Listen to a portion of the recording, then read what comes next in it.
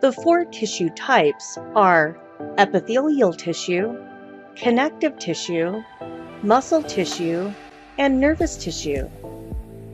Most of your epithelium is considered epithelium proper, which refers to the epithelium that lines the organs, the body cavities, and the inner and outer surfaces of the body. Epithelial tissue is named according to its layering, followed by the shape of the epithelial cells that make up that layer. The first name of epithelial tissue is either going to be simple or stratified. When the tissue is composed of only one epithelial cell layer, we refer to this tissue as being simple. When epithelial tissue is composed of two or more layers, we refer to it as stratified. The last name of our epithelial tissue tells us about the shape of the epithelial cells that make up that tissue. There are three principal shapes of epithelial cells: squamous, cuboidal, and columnar. For example, a single layer of squamous epithelium would be called simple squamous epithelium. A single layer of cuboidal epithelium would be called simple cuboidal epithelium.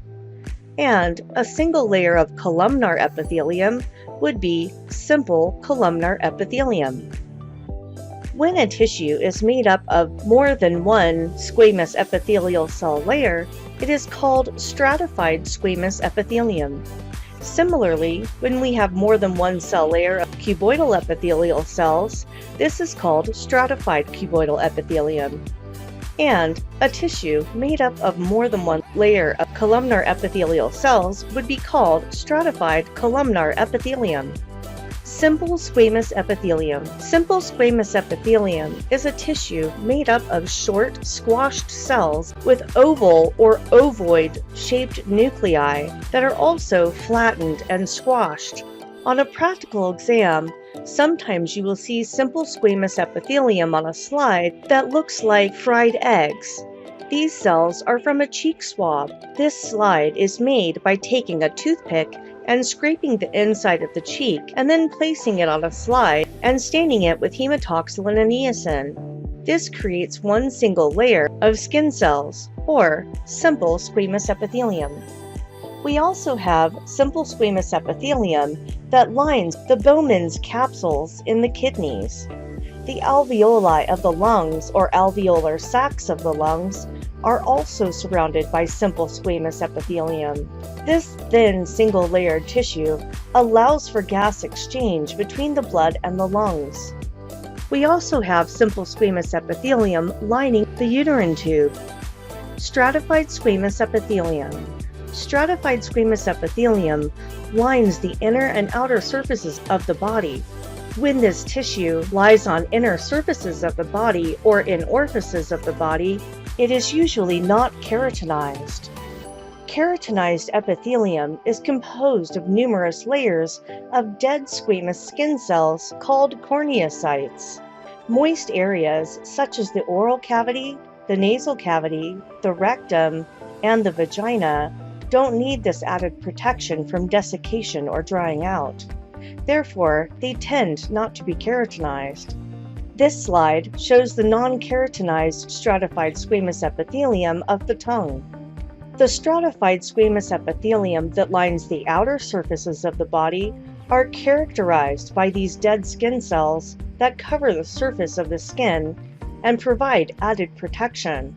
This so-called keratinized stratified squamous epithelium is composed of numerous layers of dead squamous skin cells called corneocytes.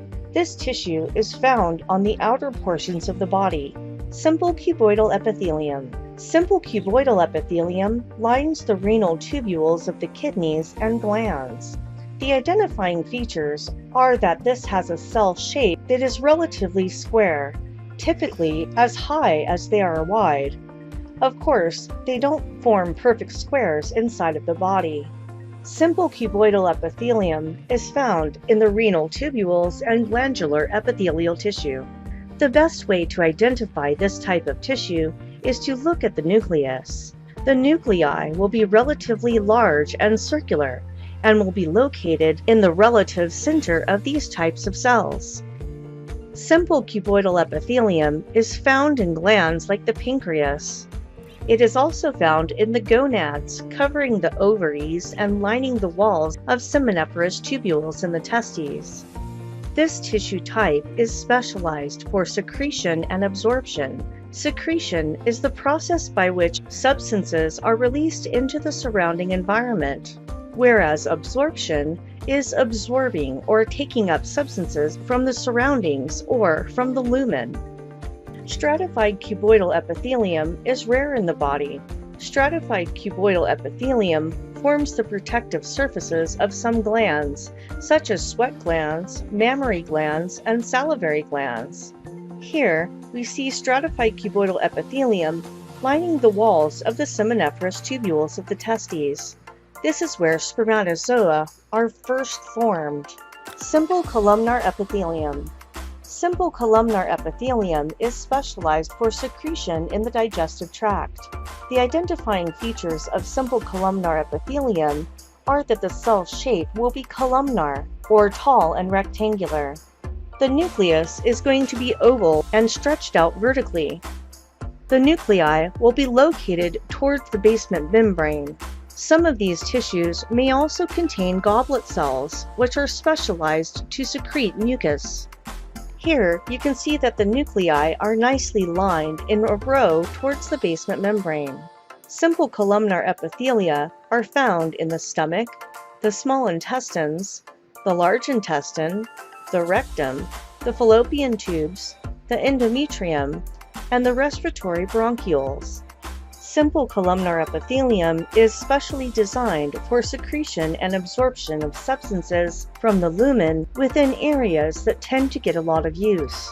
These cells are specially designed to withstand the wear and tear that comes from serving the busy digestive tract.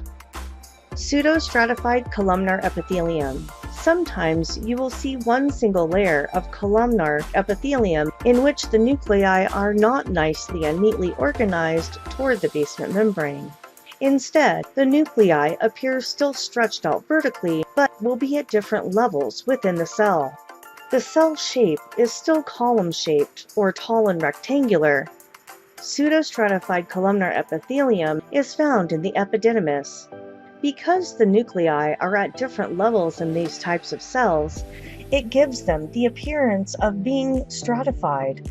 But this tissue is not stratified, and instead is referred to as pseudostratified. Sometimes, when you see pseudostratified columnar epithelium, it will be ciliated. We find ciliated pseudostratified columnar epithelium lining the respiratory tract. This type of tissue has column-shaped cells which are tall and rectangular, along with cilia or hair-like projections at the apical surface. The nuclei of this tissue will be oval or stretched out vertically, and the nuclei will be at different levels within the cells. In the trachea, we see ciliated pseudostratified columnar epithelium. Stratified columnar epithelium. Stratified columnar epithelium is a very rare tissue type.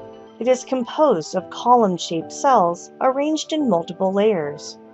It is found in the conjunctiva, pharynx, anus, and male urethra. Transitional epithelium.